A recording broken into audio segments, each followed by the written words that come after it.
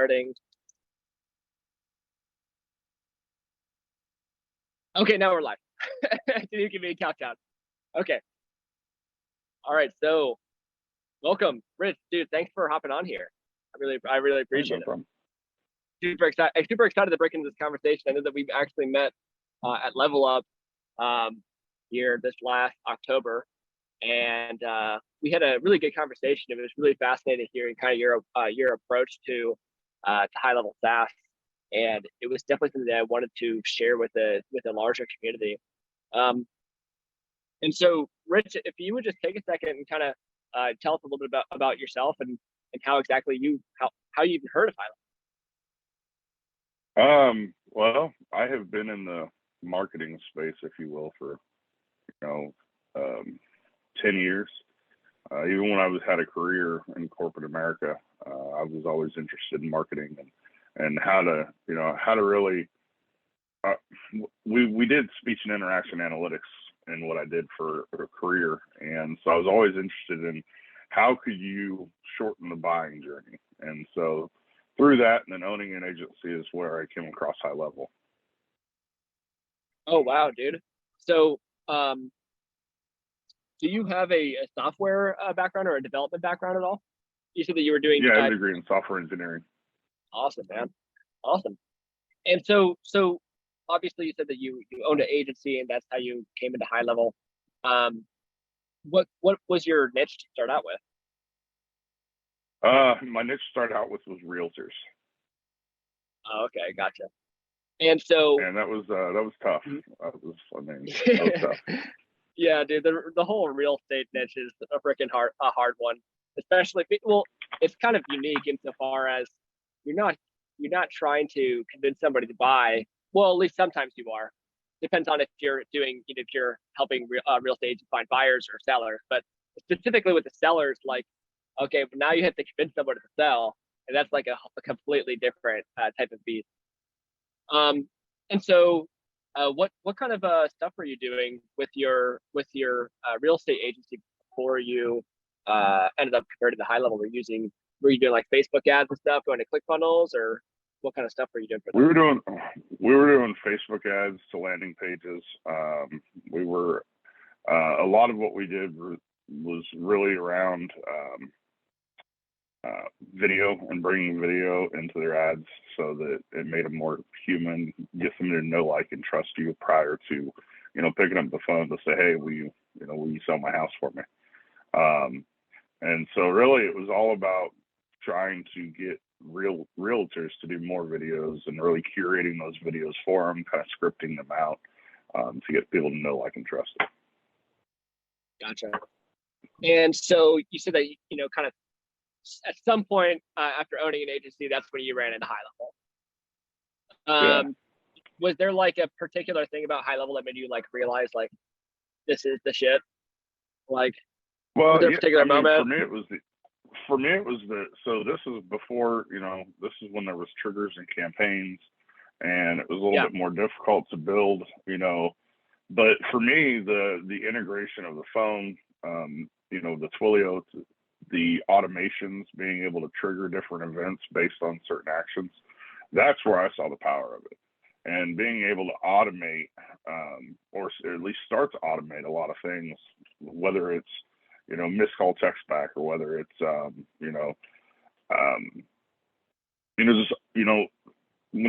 for us, one of our big selling points for using HighLevel with our realtors was, instead of the email going to just, let's say that somebody logs in or jumps on a landing page, fills out the information. Well, a lot of times that email goes to somebody's just regular email. Well, being able to alert them with a text that, hey, you have a hot and active buyer, was a big thing. Yeah, absolutely. Absolutely. Now, so you started off, I'm guessing, probably just used this for your actual agency. Did you, like, at what point in the journey did you actually start your SaaS? Which is, by the way, I don't think we even said this earlier. The SaaS is called TriLead AI, right? Yeah, TriLead AI.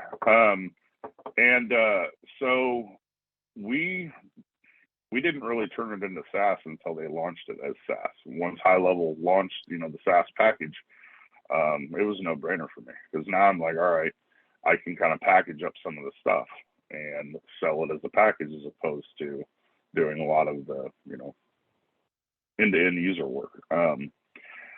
For me, that's the time that I realized that realtors probably weren't the right niche, because at that point in time, I had an issue. I'm like, all right, so how do I sell SaaS to a realtor? And there's so many different, at that point, I abandoned the realtor niche. I abandoned my agency, and we started Lead AI. The way we did that was we actually, at that point in time, I was a co-owner of a tree company, and we were able to build that tree company very rapidly using some of the same methods that we use today. And so I'm like, okay, well, if I can do this and I can productize it, then I can sell it to other, home services. And so within 6 months, I exited the tree service, valued about $2 million in 6 months. And we went full ahead on this.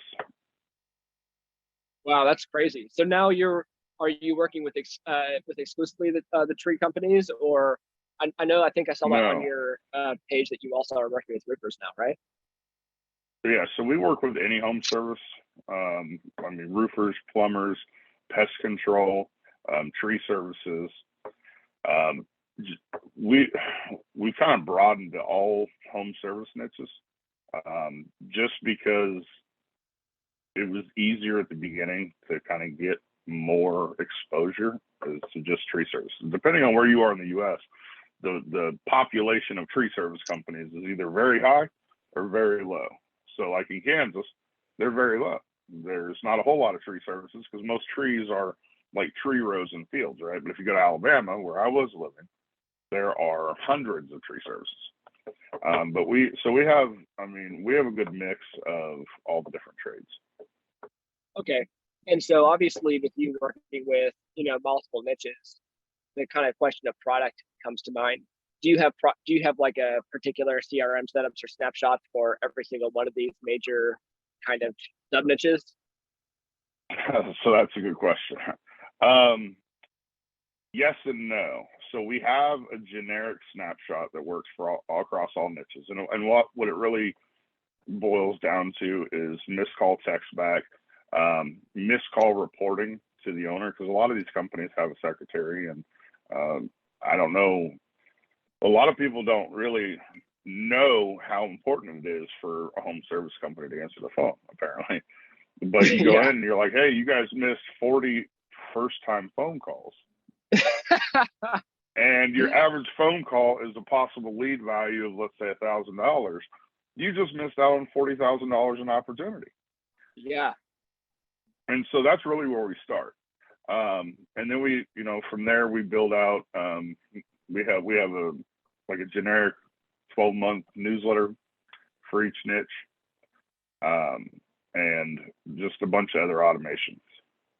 Things, cool. Things from round robining, if an estimate comes in, round robining it to, the next person on the sales team, and being able to really assign and task out individuals to perform the work after the requests come in. Amazing. Now I know at Level Up you had spoken a little bit about some kind of data company that you had partnered with or something, and you're performing something really cool. Are you open to talking about that a little bit and how it kind of I'll talk about that a little bit. Your product. Okay, cool. Yeah. So basically, we have a partnership with now it's 89 different data companies, but there are just a couple of them that we really use depending on the niche. And so we have a program that we call digital door knocking. We're able to get opted in, so customers or prospects who have opted in at some point in time to a trades, opt-in, whether it was for windows, gutters, siding, doors, pest control, and we purchase this data for our clients, basically reach out to folks in that same neighborhood that they're already doing work in. And so, it's a pretense of somebody, that owns a roofing company having their guys go, 10 doors up, 10 doors down the street, knocking and leaving a card. But basically, we reach out to these neighbors and we say, hey, we're already in your neighborhood. We're helping your neighbor. We'd love to help you out. Would you like a free estimate? Wow, that is really awesome. So at the end of the day, your offer is more than just HighLevel. What you're offering is there's Yes. lead generation, so there's lead generation, and not only that, but the way that you're, promoting it to your audience is, hey, we're going to save you all the money that you're currently missing out on because simply just missing calls. You know what I'm saying? And Yep. other things like that. And it sounds like you also implemented some level of nurture sequence. So would you say that aside from obviously the data aspect that, your kind of approach to HighLevel SaaS is keeping it simple, or would you say that you kind of that it's more complex than maybe you've let up? So I will tell you that in the beginning, it was keep it simple. And then, you get these wild ideas. Oh, well, we can do this and we can do that and we can do this. And then you start doing them and you start implementing them. And then you realize that the real true approach is to keep it simple. Okay, because gotcha. it is not sustainable. I mean, the thing about it is HighLevel can do so many different things, right? I mean, depending on what you want to bring in or push out or what other, other service you want to offer with it. I mean, you could have a million ideas and not get traction on any of them. And so for me, I've realized, and we're bringing things back to basics now. After, we've had a year of growth, exceptional growth, but at the end of the year, you realize that maybe it's not as sustainable because there was so much custom work and we didn't have the people to fill in that custom work. And so we're bringing it back to basics. And one of the other services that we offer is we have a US-based call center that we have a partnership with that for our clients that can't answer the phone or don't want to hire or, want a rollover answering service, we now push those calls to them as well. And so with that being said, our approach now is the data, using HighLevel to, affect that data, to actually do the heavy lifting. And then once you get a response or a phone call, if your customer can't answer the phone, you push it to a live human that can. Gotcha. And so it's at some point you had that, I think maybe we talked about this before this call, but you said that you kind of have kept a smaller team. How big is your team right now? 4. 4 people. Okay. And that includes me. Yeah. And then you have another founder that on the team, right? Yes. Okay. Yeah. Or the other two like VAs or? No. So one of them's a VA and the other one does contract work for us. So it's not a full-time W-2 employee. And we kept it small to try to keep overhead down. And then we realized that we needed a different approach because, it had me working 100-hour weeks sometimes, just doing nothing but building workflows. And, and so I'll tell anybody listening to this call, like, it's cool if you want to have all these ideas, but roll out one idea, make it really, really good, get quite a few customers, and then start to roll out other ideas as you're able to build your back end. Absolutely, that makes sense. And so how would you recommend that somebody scale their back end? Do you feel like, have you been using any of these kind of like white label support systems, or do you feel like really you need more people in-house? So it depends, right? If you don't have a whole lot of custom work, I think a lot of these white label support, help docs, things like that, we use those. We have one of those integrated with us. So there's a portal that you can go to and it's all about HighLevel and it's custom to HighLevel. But if you have to have people actually building out workflows and you don't just have a set amount and you agree to do any custom work, I would suggest people hire VAs. I mean, you keep your costs a little bit lower. You're able to offer a great opportunity to somebody that is wanting and willing to work. And, one of our folks is a VA and probably one of the best in his field that I've ever met. It's awesome, man. But you would say, like, because you said that obviously you would recommend white label support if your product is pretty much static, like it's not constantly changing for super custom. Correct. But you said also before, like, you probably recommend that people do build it that way. That they try to just keep the product some kind of conveyor belt, kind of like same exact thing every time type of setup, right? Because when you make it too custom, it becomes difficult to support without having a larger team of people. Is that right? Right. Yeah. I mean, ideally, if I could tell myself what I'm telling you a year ago, I would say build something that is completely rinse and repeat. And I mean, we kind of got away from that. And once you do, it makes things a little bit more difficult. It's harder to acquire clients because you don't have the bandwidth. If you don't have the bandwidth for, for custom work, or you don't have the folks to do it, then that's kind of really where you bog yourself down, because you can't acquire more. So now you're static, right? You kind of plateaued. And so, yeah, just keep it simple.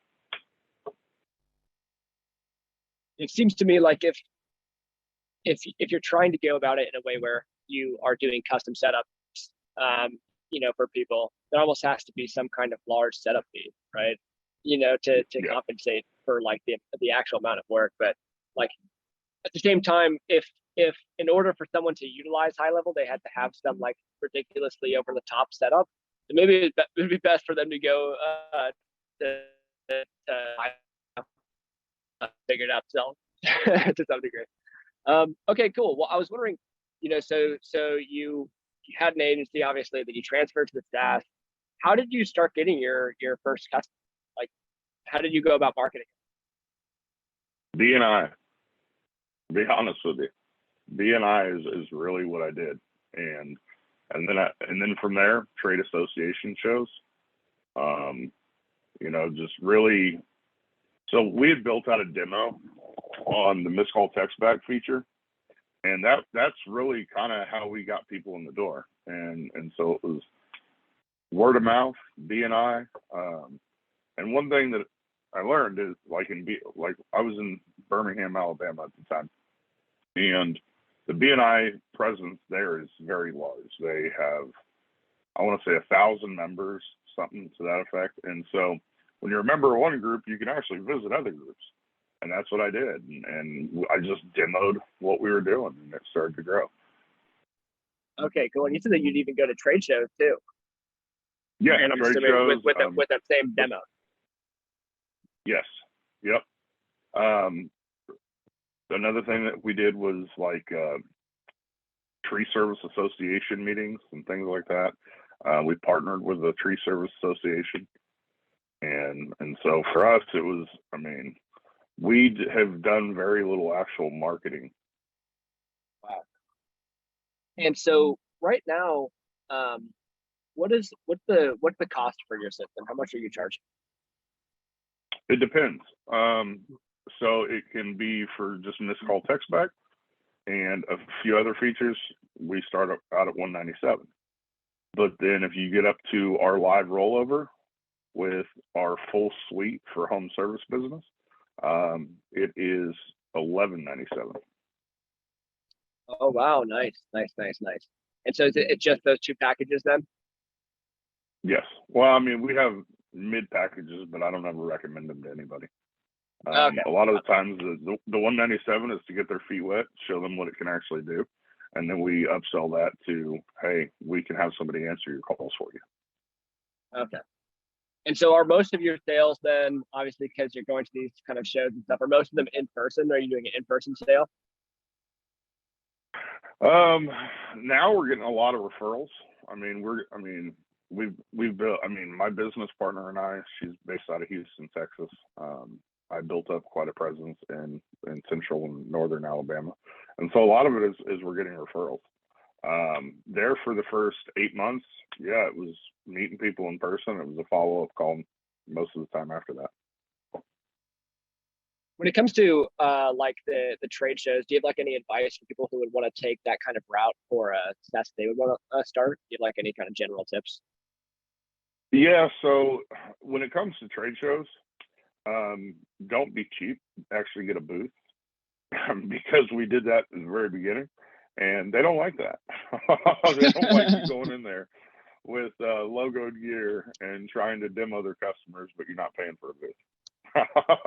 Okay. All right. One way to avoid pissing somebody off. There you go. So, how much time would you kind of let after somebody has signed up, they've talked with you, they've been brought on, they sign up at the 197. How much time before you're going and like asking them for an upgrade, or is there kind of a step process for you, or do you wait for them to ask you about it, or how do you kind of go about it? Normally, we wait about 30 days, and long enough for them to get into the system. I don't want to go to them right afterwards and say, hey, let me upsell you to $2,000 more a month from 290. Yeah. Yeah, I mean, and so, but there's times where they come to us and they're like, hey, this is great. Do you offer anything else? Like, is there any other way that we can use this to really grow our business? And more often than not, that's kind of the conversation, because we let them know in the sale, hey, we want to help you grow. We want to work with you. And, we have other offerings. We just want to make sure that you're comfortable using the tool before, the last thing we want to do is sign somebody up. They don't know how to use the tool. And then, 2 months later, they're canceling because they didn't really know how, there's a lot of people you do onboarding with and you show them, all right, this is how you answer conversations. And then you still get the questions. How do I answer conversations? Well, you go to the conversations tab. You start with the most recent one. So our goal is to get them to use the tool prior to, really talking big money discussions so that we can prevent churn. Okay. And so obviously, at this point in the sales process, they're starting to get onboarded. Do you have like a particular process that you go about to ensure that they are smoothly onboarded and also like, really starting to get a hold of the platform and use it? Maybe like kind of check-ins and stuff like that, or how do you structure it? We do check-ins. We do automated check-ins using HighLevel. But then we also have courses in the membership section, that we're able to just kind of walk them through. Hey, this is, if you want to do X, Y, and Z, this is where you start. Okay, cool. But at that 197, that sounds like it's relatively simple. It shouldn't be too hard, No, it's really missed call text back. It's missed call text back. It's them being able to see, have visibility into the calls that their people are missing or that they're missing. And then it's being able, it's integrating Google Business Profile, Facebook, if they have an Instagram, and being able to message from one platform to all those. Got it. So as of right now, how many customers do you have? Well, just a little over 100 right now. Okay. And when it comes to like retention, which is obviously just related to customer success almost, like, do you have any kind of practices that you recommend, like how to make sure that you're, keeping them happy and that you guys are on the same page of where they're at, their usage and stuff? Yeah. Keep it simple for one. I mean, that's the number one key. But number two, if you're going to make it a little less simple, then make sure that you're doing at least monthly check-ins with your customer, or having somebody do a monthly check-in, whether it's a text, an email, a phone call. And one thing I have found is that it's not necessarily a good thing if you're doing, more complex things, to not check in with your customer frequently, because if you go 3 months and don't hear from them, a lot of times it means they're not using it, and there's there's a good chance for churn. Yeah, absolutely. Yeah, it does seem that the most important thing is like, well, there's a few things when it comes to like nailing retention. One is like constant contact to some degree, or at least touching base and making sure that they're using it and stuff. But also, it does seem to boil down to, having a really good onboarding where, they're actually being able to use it and see the value in it and start to like develop that habitual pattern of use in their business. Yeah. So what are your like kind of future plans with Lead AI right So we have a couple of niches that we're actually spinning off, and into actually a different product, but it's a complete product. And there's two of them specifically. One of them is aimed towards insurance professionals, and the other one is aimed more at the recreational, lifestyle, if you will. So I think we've talked about this. My wife and I are full-time RV. We live in a luxury RV resort in Texas now, and we have a nice Alliance Paradigm fifth wheel, and so we've kind of really embraced that lifestyle, being able to, we moved from Birmingham to Austin. My wife took a promotion at her job. She works for Apple, and now? Oh, amazing. with that, yeah, it's a good job. She's been with them for 7 years, and now she manages a couple of teams there. So we made the move, and instead of building a house out here, we decided to take a little bit of a different approach, and that way we can travel back to go see her family or travel to go see my family, and it didn't break the bank, because I mean, housing prices here for 2,000 square feet, you're looking at about $500,000 for a house. And so it was just like, do we really want to tie ourselves down, or do we want to give ourselves the opportunity to be able to explore the U.S.? And you had said something, obviously without disclosing any details here. You had said that you pretty much made like a pre-announcement or something like that. You had 50 people who signed up. Do you have any kind of recommendations? Sounds like you pretty much were able to take it and go launch and get almost 50 people who are ready to go. Do you have like any recommendations on how other people can kind of launch in that same way? Yeah. So what you want to do is you want to go find the people or the entities, or kind of like we were talking about, associations, that have your ideal niche client. You want to go to them. It's a lot easier to scale something if you're able to go to somebody that already has an audience, or you're able to purchase an audience. And a lot of folks that are starting with HighLevel, I remember when I did, we had some money, but we didn't have huge money to go out and buy a bunch of audiences. And so it's all about finding and offering what they used to call it, JV, joint venture. It's the same thing. You go to them, you say, hey, you already deal with these people. We'll give you a recurring residual, percentage if you're able to send people to us. And not only that, but you're establishing authority through their recommendation, right? So they're already an authority figure in your space. Just work out a partnership with them, and kind of like influencer marketing, if you will. But we chose to really go for associations. Yeah, I think that does bring up a good point about that entire marketing strategy of basically an affiliate model. I mean, it's so powerful, right? Because if somebody already has an audience in that niche, these people already, hopefully at least know, like, and trust them, right? So now, if you're able to work something out with them, you're able to piggyback off of their level of rapport that they've built with their audience. So right. It is extremely powerful. And if you're getting started, and you have the ability to tap into some of those networks, I mean, that is a powerful way to launch. I mean, obviously you did it and have almost 50 people, who are pre-sold, right? With this. Yeah. And we'll go live with that product in less than 2 weeks, and we've already got 50 basically with their cards out saying, hey, what you have is what we want. I would also tell people that it's not that hard to go to an industry influencer, if you will, whether it's an academy, whether it's an association, and get them to do something. As long as your product offers either better sleep or more money, or whatever the case, a quality of life changer to their audience, it's a no-brainer. Now, if you go to an association, you say, hey, I want to sell a widget that absolutely will not help your industry, your chances are not, they're not going to do anything with you. But as long as it fills a need, and that's the other part of it, you have to know what they need. And a lot of times that's whether you got to pay it. So I don't know if you ever went through, they had the SaaS launch course or whatnot that you could have purchased. It was $99 The one and you that, got a yeah, the t-shirt one at the that bottom. HighLevel had. Yeah, the SaaSpreneur Yeah. one. No, I never went through it actually.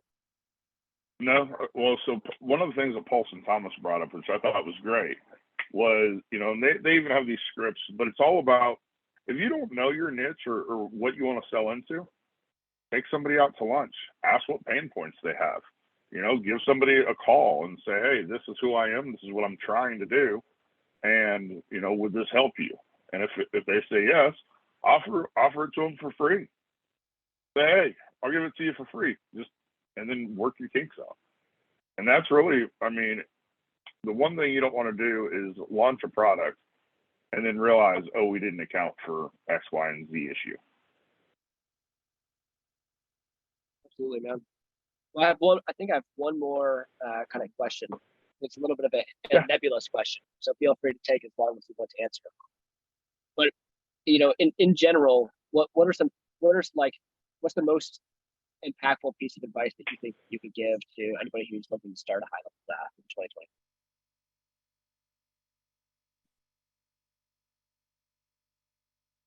So I would say never give up.